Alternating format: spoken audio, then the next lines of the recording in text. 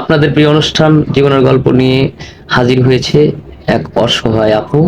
তার কাছ থেকে জানতে চাই তার জীবনের গল্প। আসসালামু আলাইকুম আপু, কেমন আছো? ওয়ালাইকুম আসসালাম, ভালো আছেন ভাই?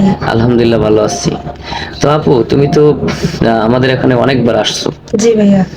তো তোমার লাইফে কি তোমার জীবন সঙ্গী জুটলো না?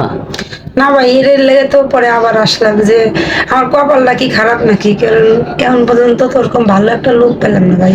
তা আমরা তো শুনলাম যে তোমার নাকি বিয়ে হয়ে গেছে, তো এটা কি মিথ্যা ছিল? মিথ্যা কথা বলছি ভাই। আর জি। সম্পর্ক হয়েছিল নাকি? হ্যাঁ, সম্পর্ক মানে করে। সে পছন্দ করতো, হ্যাঁ। কিন্তু বিয়েটা করলে না কেন? কোনো সমস্যা বা প্রবলেম ছিল নাকি? উনারা টাকা চায়, আমি তো টাকা দেওয়ার মতন ক্ষমতা নাই। যৌতুক চাই কারণ না? আপনারা তো জানেনই ভাই, আমার বাপ নাই, মা নাই। তারপরে বাড়িটাও তো ভেঙে গেছিল, দেখছেন হ্যাঁ তো। হ্যাঁ হ্যাঁ হ্যাঁ। কেমন। তো উনি কি করতো? মানে এই যে গার্মেন্টস এর মানে কোনো অপারেটর মতো, অপারেটর মতো অপারেটর। তারপরেও সে তোমার কাছে যৌতুক চাইলো? কত টাকা যৌতুক চাইছে? চাইছিল। মানে বেশি না, গরিবের বিয়ার কত চাই, 1 লাখ টাকার মতো। 1 লাখ টাকা? হুম। 1 লাখ টাকা দিবে কোত্থেকে? তোমার তো বাবা মা কেউ নাই। না, তো 1 লাখ টাকা কি সোজা কথা? এটা কোন হিসাবে চাইলো তোমার কাছে? এটাই তো কথা। আহ, যাই হোক, খুবই দুঃখের বিষয়। তো আবারও তোমার নামটা আমরা জানতে চাই, কারণ দর্শক বিন্দু তো নিত্য নতুন দর্শক আসে আমাদের চ্যানেলে। তো তোমার নামটা কি আপু?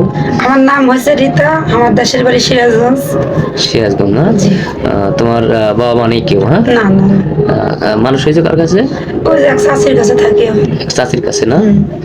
চাচির কাছে। বাবা মা মারা যাওয়ার পরে আমি শুনছিলাম যে তোমার ভাবির কাছে না কার কাছে মানুষ? ওনার কাছে আগে থাকতাম, আমি থাকি না, কারণ এখন বর্তমান চাচির কাছেই থাকো? টাকা পয়সা চাই আমার। গার্মেন্টস তো চাকরি করতে না? গার্মেন্টসের চাকরিটা তো পরে তো যে আমি বললাম না যে করছি।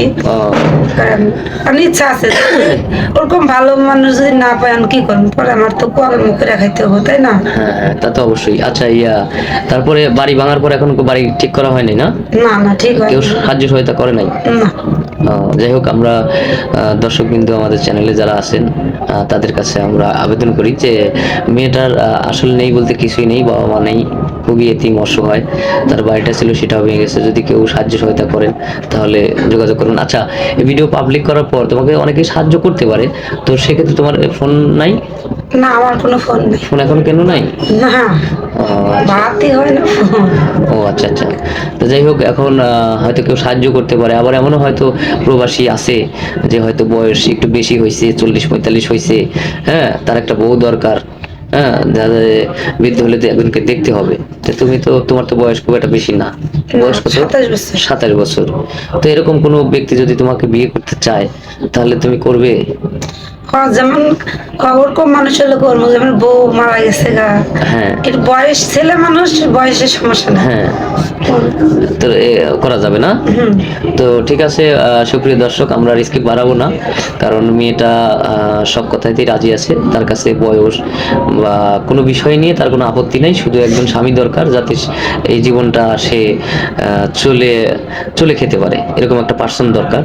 তো আমাদের স্ক্রিনে নম্বর দেওয়া থাকবে, কেউ অযথা ভিডিও কল দিবেন না। এটা কিন্তু ইউটিউব চ্যানেল কর্তৃপক্ষের নাম্বার।